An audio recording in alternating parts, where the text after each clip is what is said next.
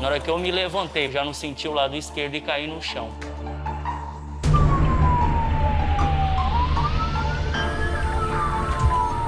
O que houve, moça? A gente vai botar ele na ambulância. Algo me diz que vai chegar um AVC. Acionado código AVC. Você me dizer seu nome, interromper. Tomografia está liberada, pessoal. Conversado com o neurologista, indicado trombólise. Uma a cada 4 pessoas vão ter um AVC. O AVC é a doença mais prevalente em qualquer centro de reabilitação do Brasil e do mundo. Time is brain. Cada minuto, com o vaso fechado, são 2 milhões de neurônios que morrem. A boca está meio entortando, então a pessoa começa a falar estranho, começa a ter dificuldade, muitas vezes, de movimentação de algum membro. Em 4 a 10 minutos, o cérebro morre.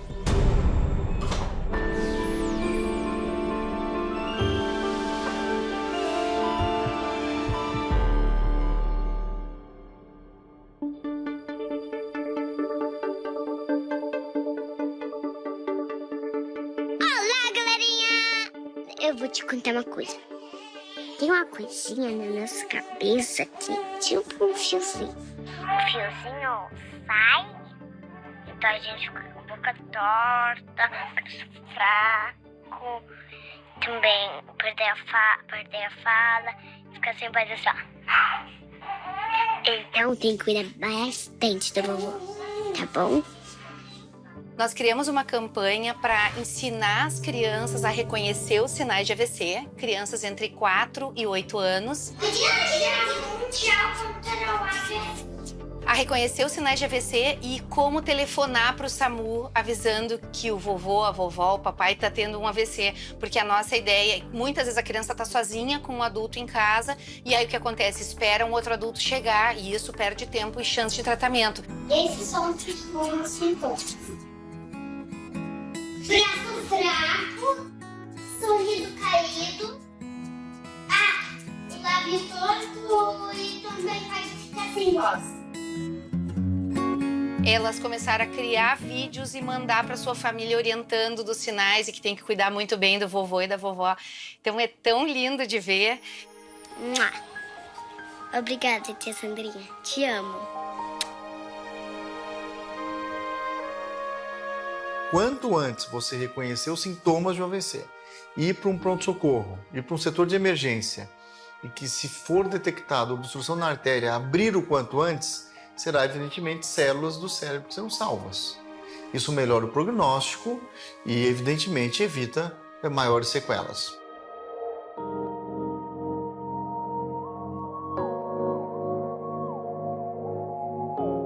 Sheila, obrigado pela tua participação. E eu queria saber, você que é uma grande especialista, como é a situação no mundo do acidente vascular cerebral hoje? Brasil e mundo. A incidência, a mortalidade. Então, o AVC é a segunda causa de morte no mundo. São 5,5 milhões de pessoas que morrem todo ano por AVC. São 13,5 milhões de casos de AVC por ano no mundo. Então, realmente é uma doença com um grande impacto, né? Uma grande causa de incapacidade também. No Brasil, são aproximadamente 400 mil casos de AVC por ano.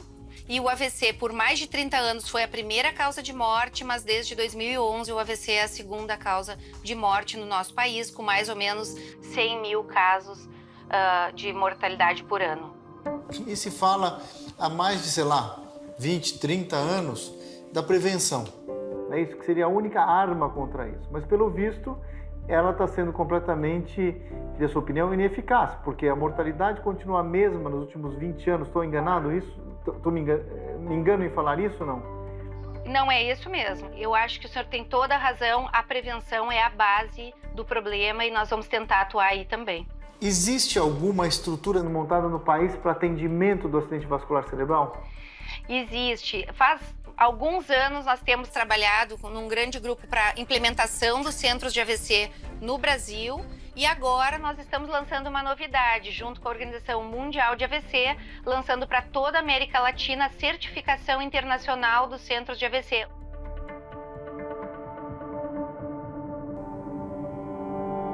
Os sinais, muitas vezes, a pessoa pode ficar com distúrbio de fala, que a boca está meio entortando, então a pessoa começa a falar estranho, começa a ter dificuldade, muitas vezes, de movimentação de algum membro, não consegue falar as palavras direito. Então, qualquer sintoma desse tipo pode ser no acidente vascular cerebral. Então, é um alerta.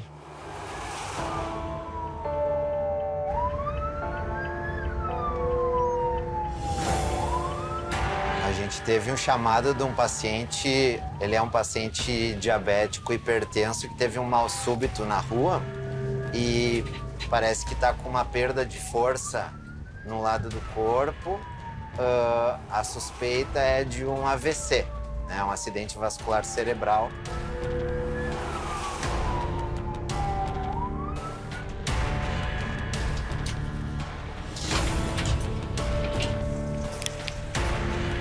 Oi.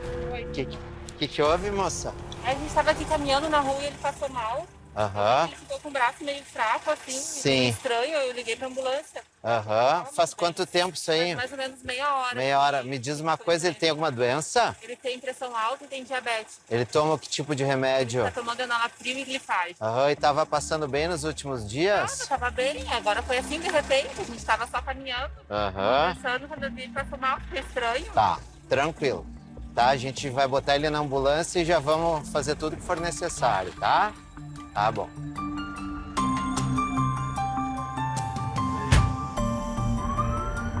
Se ele é reconhecido como AVC no hospital, ele passa na frente de todo mundo para rapidamente ser avaliado, fazendo uma tomografia, avaliação do neurologista e começar o remédio o mais rápido possível, porque cada minuto que passa com o vaso fechado, são 2 milhões de neurônios que morrem.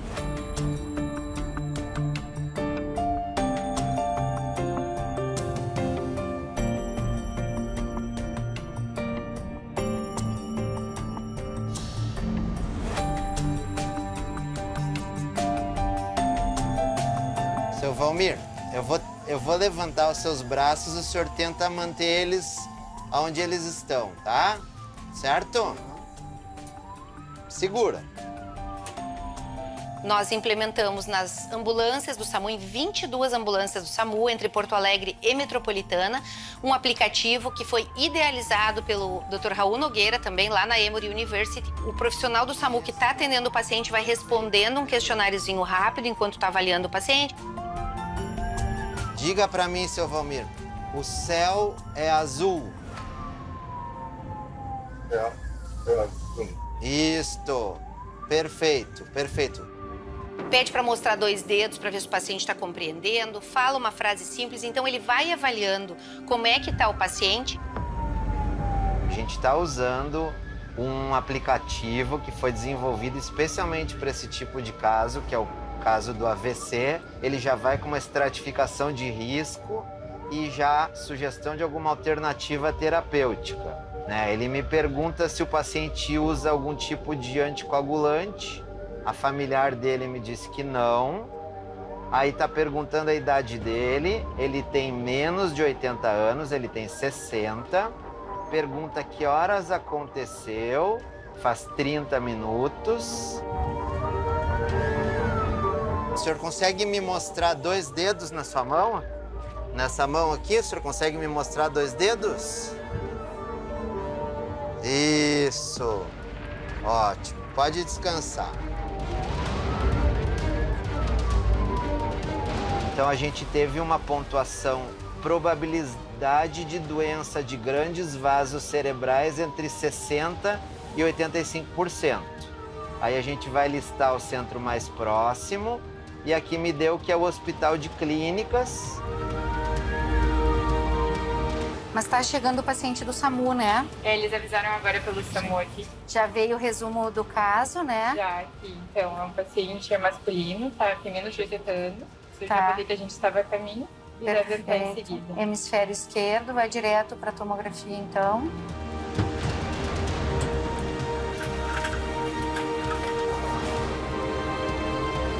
Esse senhor estava com a familiar caminhando pela rua e ele teve uma queda.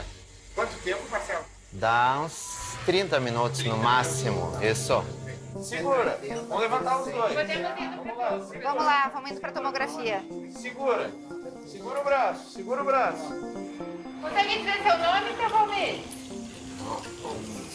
E a idade do senhor? Tá ótimo. Tomografia tá liberada, pessoal.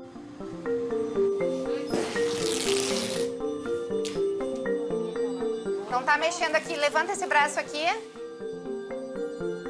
A perna, levanta a perna. Esse braço? Fazer a tomografia. Então a gente recebe as imagens da tomografia para decidir se esse paciente pode ou não receber tratamento. Então vamos ver a tomografia, Thaís. Uma tomografia boa para pouco tempo de início dos sintomas, né? A gente pode aproveitar, começar a trombólise e fazer angiotomo para ver se tem oclusão de grande vaso. Agora vai fazer a trombólise. Em 1995 se descobriu que tinha um tratamento, que era uma medicação que se usava na veia, chamada trombolítico, que desentupia a circulação cerebral. A gente foi mais ou menos na linha dos cardiologistas que já usavam esse remédio para o infarto do coração.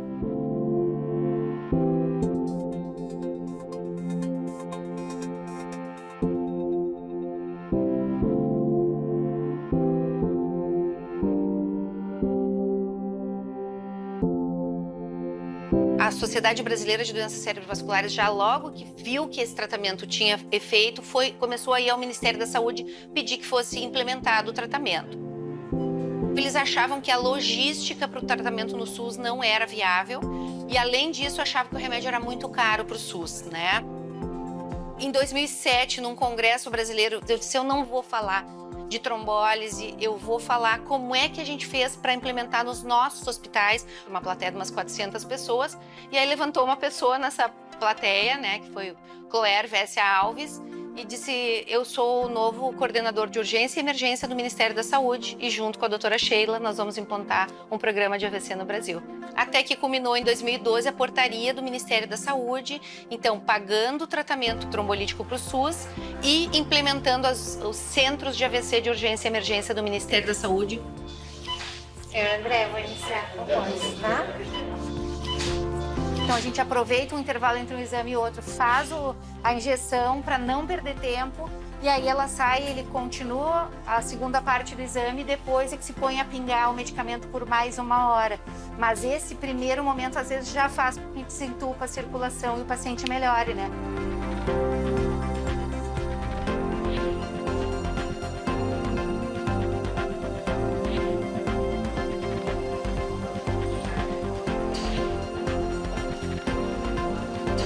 Mutarelli. Fala, querido. Tá feio o negócio, hein? Mutarelli, a definição de acidente vascular cerebral. A gente sempre vê AVC, vulgo derrame cerebral, mas a definição exata e os tipos. Bom, os dois principais tipos são o AVC isquêmico e o AVC hemorrágico, ou seja, houve uma falta de circulação e o outro, o vaso rompeu e tem um sangramento intracraniano. Chama acidente porque acontece de uma hora para outra, inesperado, vamos dizer. Não é como um tumor, que a pessoa começa a sentir uma dor, prende o intestino. É de repente.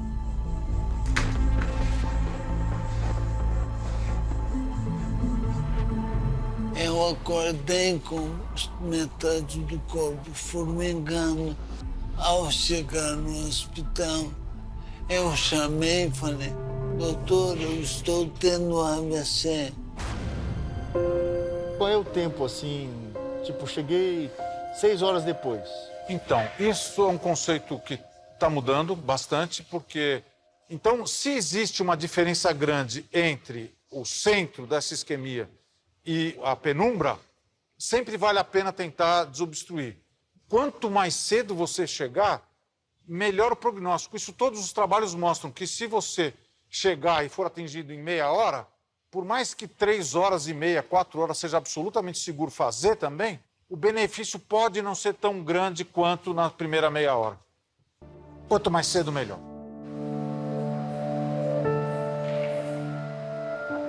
A avaliação do fonoaudiólogo deve ser feita nessas primeiras 48 horas. Por quê? Nessas primeiras 48 horas, alguns estudos mostram que até 80% dos pacientes têm alguma alteração de deglutição. Se engole forte, engole mais uma vez. Quando um paciente ele dá entrada no hospital com um possível diagnóstico, né, de AVC, assim que ele passa por toda a avaliação médica, enfim, esse paciente ele geralmente ele tem um comprometimento neuromuscular, motor, sensorial, perceptivo, enfim. Eu tive vontade de realmente morrer, porque quando eu me dei conta do estado que eu estava, apenas mexendo o olho, eu pensei que não valeria a pena continuar vivendo assim.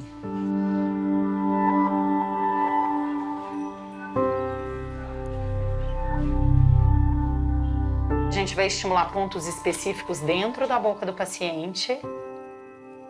E aí a nossa função é avaliar que tipo de alteração esse paciente tem, porque todas essas alterações podem causar o quê? O principal que a gente se preocupa num primeiro momento é a alteração no mecanismo de deglutição. Se um paciente ele tem alteração no mecanismo de deglutição, ele pode ter qualquer alimento ofertado para ele ou até mesmo a saliva indo para o pulmão, que é o que a gente chama de aspiração.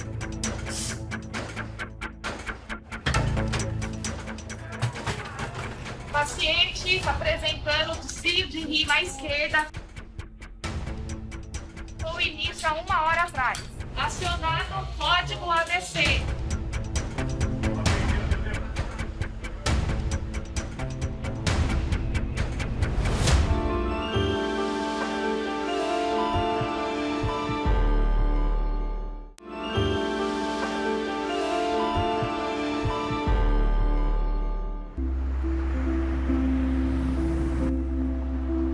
O maior aprendizado que a medicina me trouxe foi gostar das pessoas e entender que elas são diferentes.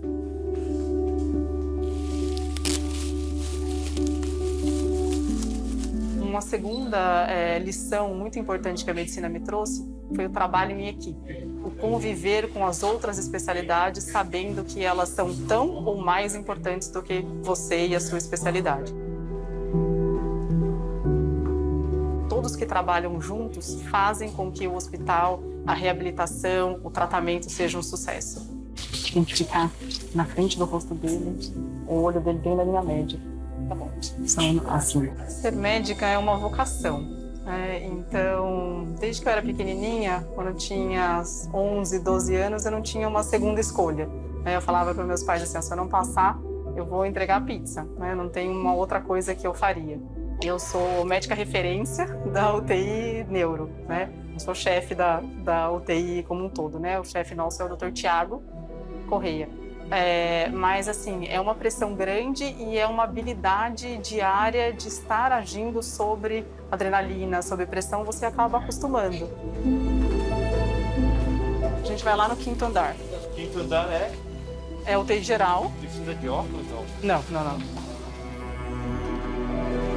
Os médicos são pessoas como todas as outras, Então, tem pacientes que vão tocar você, que vão projetar coisas em você.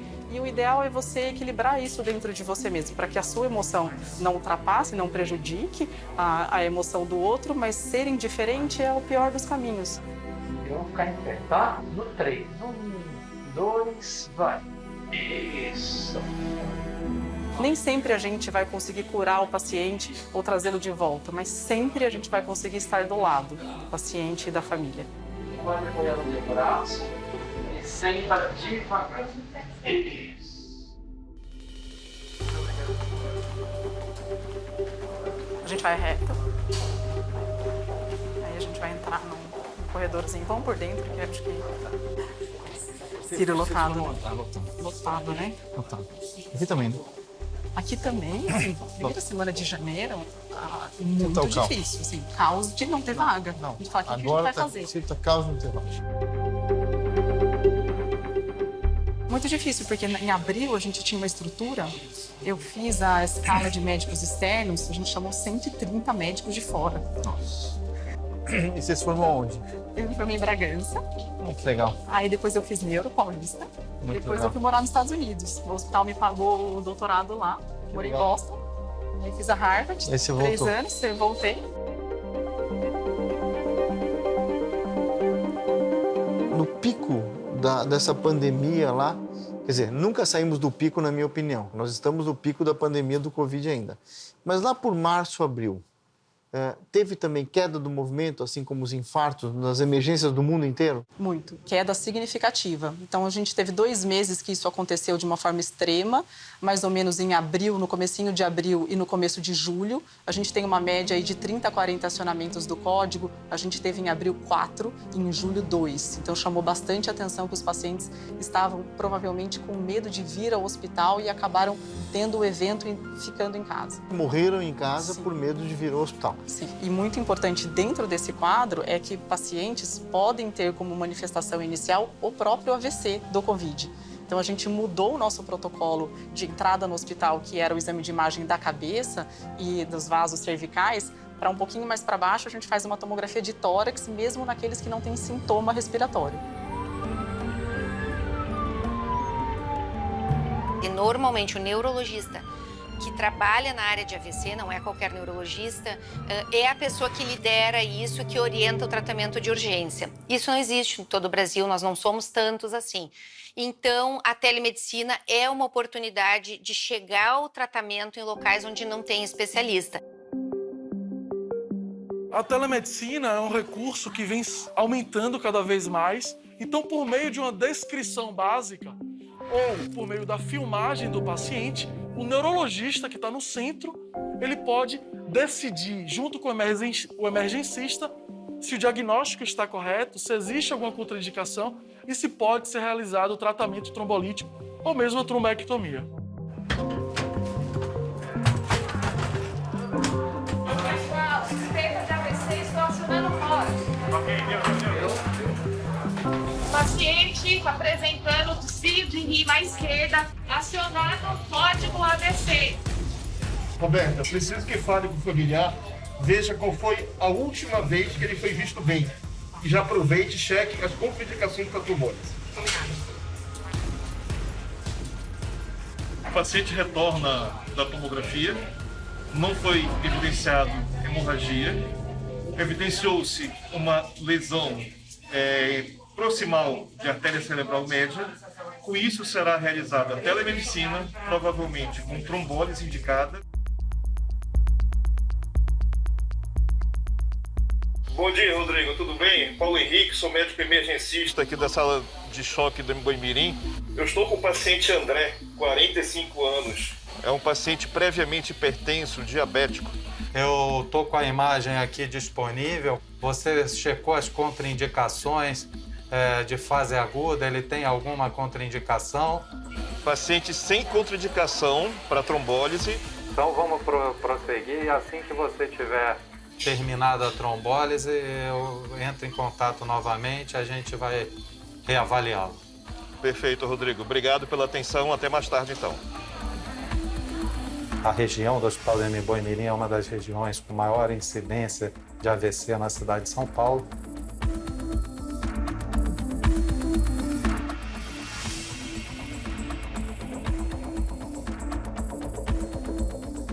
Antes da telemedicina, o colega que estava na porta no Boi-Mirim, em geral, não fazia esse tipo de tratamento. Depois que ele tem o suporte do especialista do lado de cá, a gente hoje consegue trombolizar mais pacientes no SUS, no Hospital Boi-Mirim, do que até aqui no hospital, no Einstein. Pessoal, conversado com o neurologista, indicado trombólise, alteplase, calcular pelo peso, 0,9 por quilo. O respaldo da telemedicina dá segurança ao emergencista, que não é especialista em neurologia necessariamente, a tomar uma conduta de iniciar, por exemplo, um trombolítico, uma medicação para dissolver o coágulo.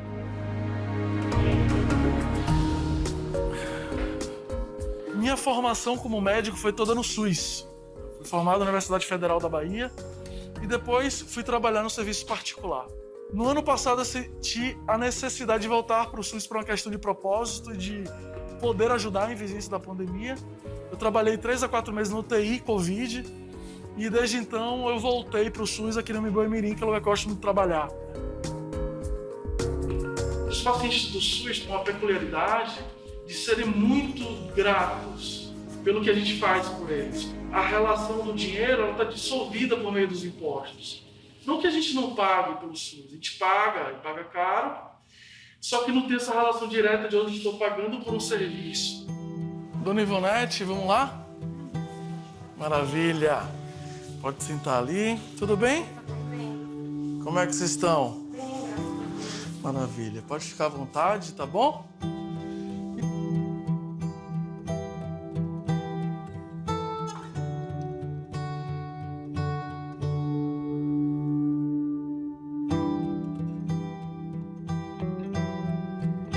E aí, Dona Ivonete, me conte, como é que você ficou desde a nossa última consulta?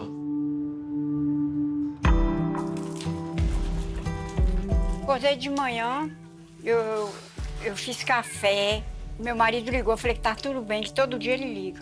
Quando eu fui pegar a roupa num banheiro, aí eu não cheguei a cair, porque ela me segurou, porque se ela não tivesse chegado, eu tinha caído, bati a cabeça no chão. Foi assim, uns 10 minutos, foi o tempo já de pegar, perceber que estava acontecendo algo errado e eu levei. Minha boca começou... Eu não sentia nada. Daqui, ó, nada. Eu acho que uns 7 minutinhos eu cheguei no pronto-socorro, que é próximo, fui super rápido. A importância foi o fato, né, dela ter se recuperado. A mãe pegou a mão, né? Tem que ir no pronto-socorro mais próximo de casa, de preferência de um hospital. Agora o doutor Renê tornou mandar eu passar na cardiologista de novo, porque eu tenho um buraquinho no coração, disse que tem que fechar, sabe? Para checar a pressão, para ver a glicemia, para saber como tá o colesterol, tudo isso é importante de rotina. A Ivonete teve o AVC, o senhor ficou com medo de perdê-la? Muito medo. Muito medo. Perder ela é perder a metade da minha vida. Pelo amor de Deus. Para que a gente não tenha uma surpresa, que a pressão fique muito alta, ou que o açúcar comece a subir, você já faz essa avaliação. Depois de tudo isso, que vale é estar com a família reunida hoje, né? É, aí meus bichinhos. Ai, a mãe nos peça os bichinhos. Meu pacotinho.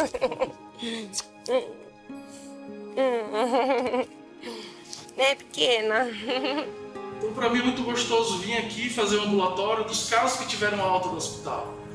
Porque eu vejo o paciente depois que ele voltou para a família, depois que deu tempo de ter uma plasticidade, de adquirir alguma habilidade, de ter uma reabilitação. Tchauzinho. Tchau, tudo de bom.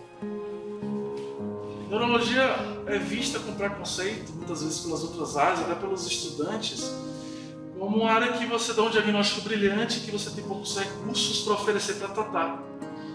Então, a trombectomia, a trombólise vem nessa linha de mostrar que a gente pode impactar na qualidade de vida, no tratamento, né? Opa, não foi tão rápido. Não, você deu agora. Quando foi que a dona Cecília teve AVC? Foi 2 de março que ela foi internada aqui. Foi. A dona Cecília, ela perdeu a capacidade de mexer os 4 membros e não conseguia falar. É o que a gente chama de Locked-in, ou síndrome do encarceramento, que é extremamente grave e o prognóstico é péssimo. A mortalidade também é muito alta. A dona Cecília marcou a gente porque foi a primeira paciente que nós conseguimos encaminhar para o serviço terciário e realizar o procedimento de trombectomia. Dona Cecília, o que a senhora lembra assim, do dia que a senhora teve Eu AVC? deitei, eu dormi. Quando eu acordei aqui. Aí fiquei na sala, no banheiro, na porta do banheiro. A trombectomia, no dia 22 agora de fevereiro, acabou de sair no Diário Oficial, que é um procedimento que está sendo autorizado a ser feito no SUS, graças a um estudo desenvolvido no Brasil com pesquisadores brasileiros especialistas em acidente vascular cerebral, chamado Resilient.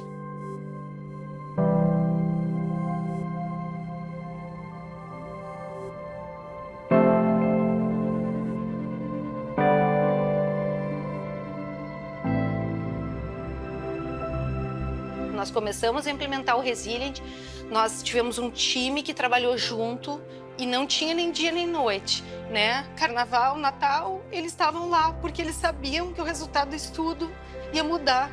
O tratamento de novo do AVC no Brasil ia dar a possibilidade de tratar pessoas que não têm recursos para estar num hospital privado. Então isso motivou não só a mim, mas todos nós que estamos envolvidos. É a realização de um sonho, né? Que não acabou, porque a gente ainda tem muita coisa para fazer.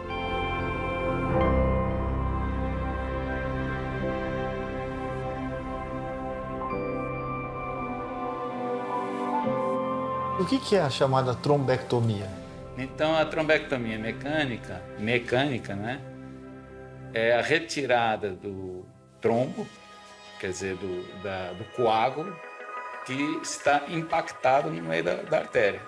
Tem duas técnicas, uma que é um aspirador e a outra é uma modificação de um stent que ele, digamos que ele agarra, é como se fosse uma pinça mesmo, e você tira isso. Zé Guilherme, a trombectomia já vimos que ela realmente é muito eficaz para tirar o trombo, quer dizer, o coágulo, né, que entope a artéria do cérebro e com alta eficácia. Mas todo AVC, todo acidente vascular cerebral tem indicação de trombectomia? No AVC isquêmico, a trombectomia tem grande sucesso nos pacientes que têm o coágulo em grandes artérias do cérebro, porque aí eu consigo realmente retirar tudo. Mas uma grande parte dos AVCs isquêmicos são em artérias pequenas. Você não consegue Neste fazer. caso, ele não funciona, mas a trombose funciona bem.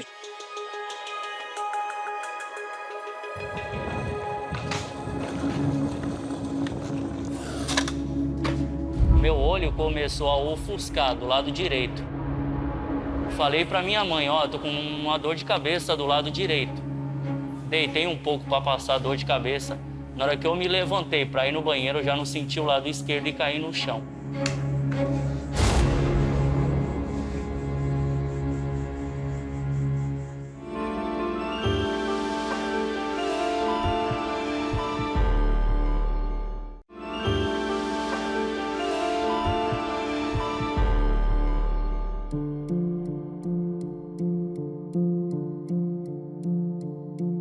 Veja a prevalência dos casos de AVC ao longo da idade, mostrando como as questões que envolvem o jovem diminui, mas não desaparece a prevalência, a incidência do AVC.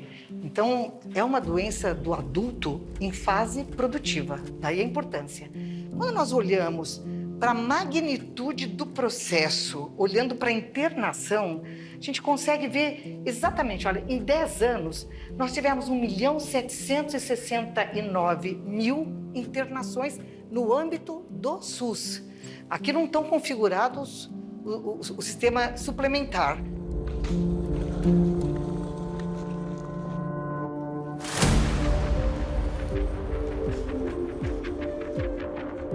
Praticava, treinava todo dia academia, andava de skate, de bike e minha profissão é mecânico automotivo. Nunca fumei, nunca bebi. Antes de eu ter o AVC, que foi em abril, no dia 28 de abril do ano passado, trabalhei das 8 horas da manhã e aconteceu de acabar o expediente, eu ir para casa, meu olho começou a ofuscar do lado direito. Falei pra minha mãe, ó, tô com uma dor de cabeça do lado direito. Deitei um pouco para passar a dor de cabeça. Na hora que eu me levantei para ir no banheiro, eu já não senti o lado esquerdo e caí no chão. Quando eu caí no chão, eu gritei por ela por socorro. Ela veio e falou pra mim, Everson, o que tá acontecendo? Eu falei, não sei, mãe, eu perdi o movimento do lado esquerdo. Do hospital fizeram a tomografia e constou o AVC isquêmico do lado direito, frontal da cabeça.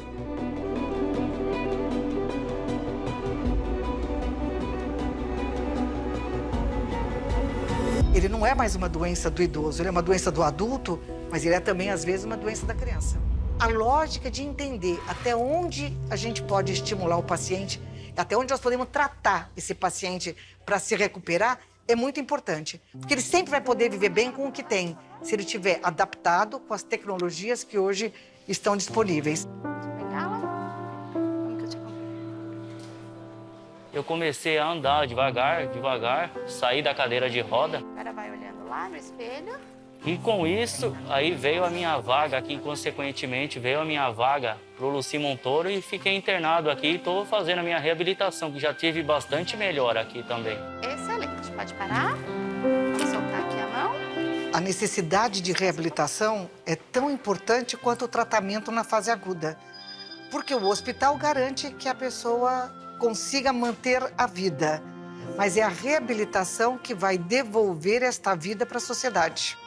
Força, peso na esquerda. Se você botar o acidente vascular cerebral e o infarto, são as doenças que mais matam no mundo. Pra você ter uma ideia, uma média de mortalidade, uma incidência de mortalidade são mais ou menos 20 milhões de pessoas por ano. E você se previne, seu Carlos? Então me previno, trato hipertensão, trato colesterol alto, procuro caminhar dentro da minha vida doida, né? E é isso, é um tipo de prevenção. Na campanha do Dia Mundial do AVC, nós sempre temos que ser originais para chamar a atenção das pessoas para prestar atenção no AVC. E no ano de 2017, a campanha foi prevenção. Então, foi idealizado pela Ana Cláudia Souza, que é médica neurologista, e o Leonardo Carboneira, que também são neurologistas, criar uma música com os 10 passitos de prevenção do AVC, os 10 passos de prevenção. Que atuando nesses 10 passos, a pessoa reconhecendo os seus fatores, tem 80% a 90% de chance de redução no risco. E foi o maior sucesso com as pessoas cantando e se engajando na prevenção do AVC. Esqueci de dizer que é tanta coisa, é a nossa neurologista que criou e o Calil dançou com ela num programa. Se você quiser aprender a prevenir um AVC, venha aqui cantar comigo, oi. Sim, alguns velhos hábitos você vai precisar vencer. Não desista, preste atenção nos 10 passitos. Cuide do seu peso, faça exercício. Controle a dieta para ter benefício. Isso é porque o exercício reduz o risco de AVC em 40%. Então, era um estímulo mundial para as pessoas se mexerem, pararem de ser sedentárias. Para o seu coração não sair do ritmo. O ritmo do meu cérebro é uma boa pergunta. Eu acho que ele não é clássico porque eu sou muito acelerada. Então acho que talvez o samba ele tenha mais a ver comigo, né? Movimento, agilidade. Então acho que é o samba mesmo. Bom, eu acho que todos esses anos eu nunca me conformei com o que a gente tinha. Eu sempre acho que a gente é capaz de fazer, né? Então, por isso, eu acho que isso me fez mover e me juntar a pessoas que acreditavam nisso também. Nós podemos fazer o que é melhor para os nossos pacientes.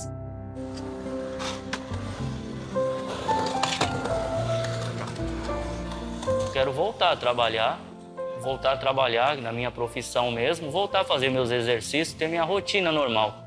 Andar de skate, de bike. Isso é o que eu fazia antes. Se Deus quiser, eu vou conseguir. Existe vida depois do AVC.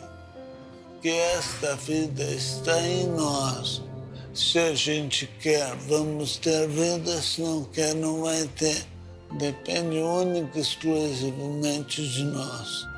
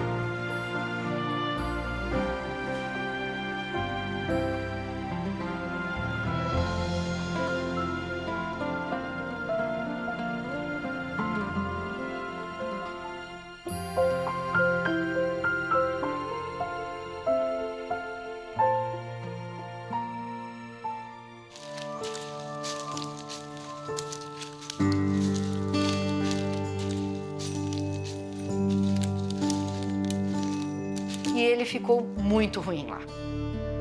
A ponto de um amiguinho dele que foi conosco virava pro Guilherme e falava assim: Guilherme, você precisa comer. Então imagina uma criança de 11 anos falando para outra: você precisa comer, porque ele estava preocupado porque o Guilherme não comia nada.